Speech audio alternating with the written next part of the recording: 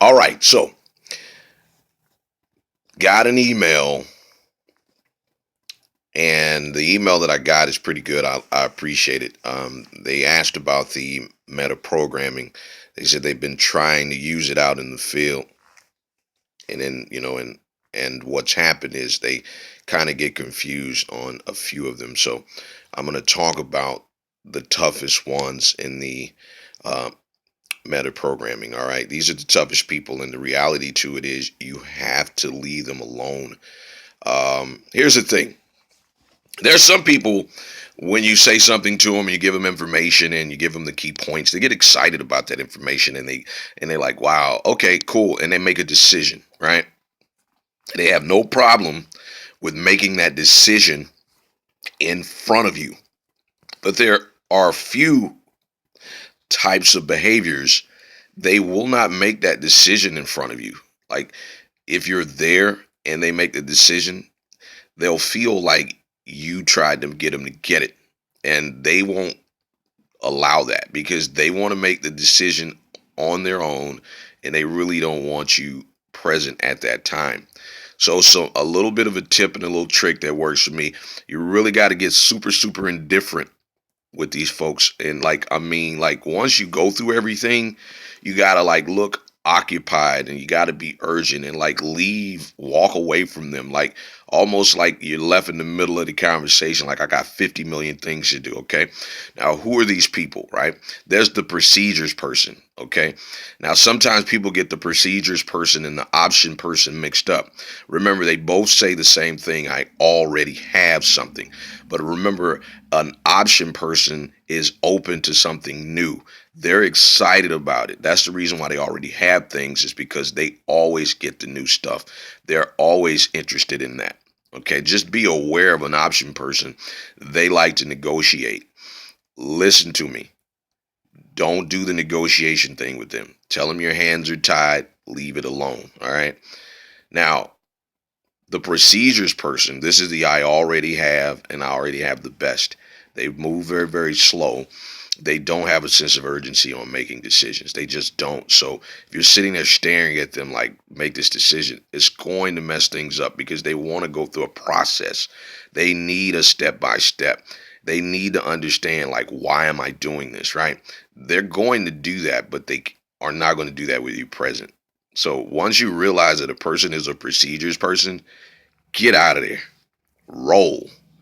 Leave them. Walk away. Go to the back. Go get on another phone call. Do something. That's very important. Reflective person is the same way. When a person's reflective, they're going to think about it. Leave them alone the same. Get away. Once you've done it, get away. Now, if you want to, like, have a conversation with a reflective person, once you figure out that they're the I think about it individual, then go ahead and ask them the three questions, right? These are the three questions. Do you like it? Okay. Do you need it? Okay. Can you afford it? And if they say yes to all three of those, then hey, do what you need to do. There's something I call the Ben Franklin close, because Ben Franklin used to do this whenever he was making a decision. He put a line down the middle and he'd go, the reasons why I should get it and the reasons I shouldn't. And if the reasons outweigh on the side getting it, he would go with it. And if it outweighed on the don't get it, he would go with that.